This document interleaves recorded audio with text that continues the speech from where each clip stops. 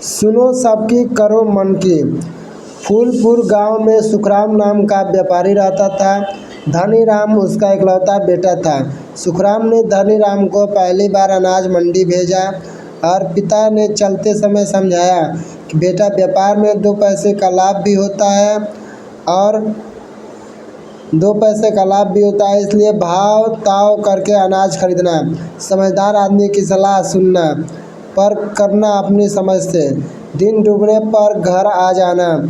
2 खाली बोरे लेकर वह घर से चला। अनाज की मंडी दूर एक गांव में थी, इसलिए धनीराम घोड़े पर सवार होकर गया।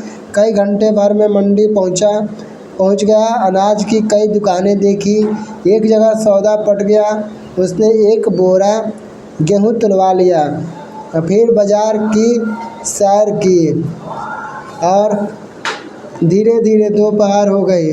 धनीराम वापस आया और गेहूं का बोरा घोड़े के पीठ पर लाद कर ले चला।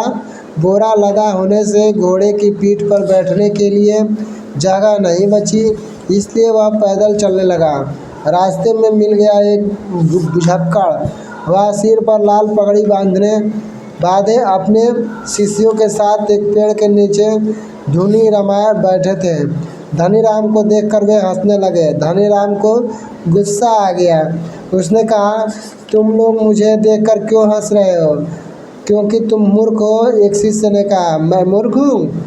तुम लोग मुझे ऐसा कहकर धनीराम उनसे लड़ने को हो गया तैयार। ठहरो, मैं समझाता हूँ। दूसरा शिष्य ने धनीराम को शांत करते हुए कहा कि बात यह है कि जब तुम्हारे पास घोड़ा है तो पैदल चलना मूर्खता की बात है या नहीं? अजीब बात करते हो। देखते नहीं घोड़े की पीठ पर गेहूं लदा है, मैं कैसे बैठूं? धनीराम ने कहा।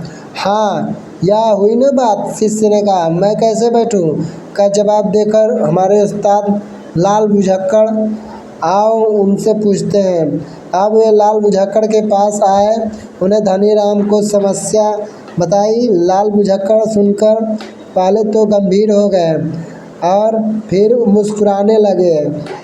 इतनी छोटी सी बात अभी हल किए देता हूँ समस्या को। लाल बुझक्कड़ ने कहा कि बोरे में क्या है?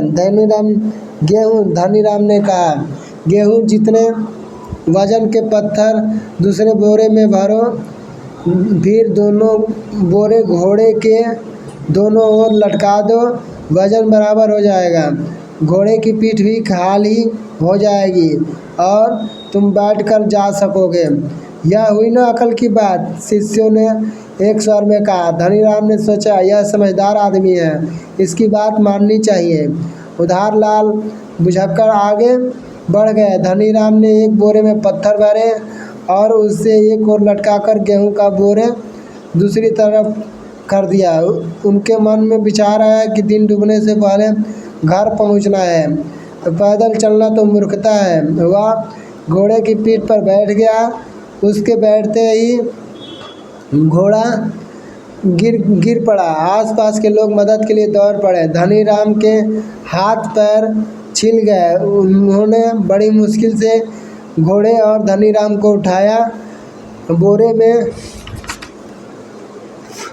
पत्थर भरे देखे तो धनीराम को डांटने लगे, अजीब मूर्ख हो, इतना वजन घोड़े पर लाद कर चलते हो?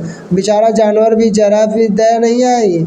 तुम लोग भी मुझे मूर्ख कहते हो? धनीराम परेशान होकर बोला, हाँ, तुम मूर्ख हो, नहीं तो बोरे में पत्थर क्यों भरते? गेहूं का वजन बराबर करने के लिए भरे हैं। यह मुझे लाल पगड़ी वाले बुजुर्ग ने सिखाया था। जैसे उन्होंने कहा वैसा मैंने किया, तो तुम्हें मूर्ख लाल बुझक्कड़ मिला था। वह तो मूर्ख है ही, तुम भी मूर्ख बन गए। सच में मूर्ख बन गया। मैंने सोचा सयाने और ज्ञानी दिखते हैं तो मैंने उनकी बात मान ली। लोगों ने धनीराम को समझाया, पत्थर लादने के बजाय गेहूं के 2 हिस्सों में करके बोरे में भर लेते, दोनों बोरे लटका देते, वजन भी नहीं बढ़ता और तुम बैठ कर भी आ जाते। कुछ अपनी समझ भी तो लगाई होती। धनीराम को लगा कि यह सचमुच मूर्ख बना गया। तुरंत पत्थर फेंके और आधा गेहूं दूसरे बोरे में भरकर दोनों बोरे को लटका दिया। अब ज्यों ही वह घोड़े की पीठ पर चढ़ा तो ही घोड़ा सरपट भाग चला। शाम होने से पहले वह घर भी पहुंच गया। वह मन में ही सोच रहा था, बड़े बुजुर्ग ठीक ही कहते हैं कि सुनो सबकी करो मन की। अब मैंने निश्चय कर लिया है कि सुनूंगा सभी की पर करूंगा अपने समझ से और अपने मन की। Thanks for watching my video and please subscribe my channel.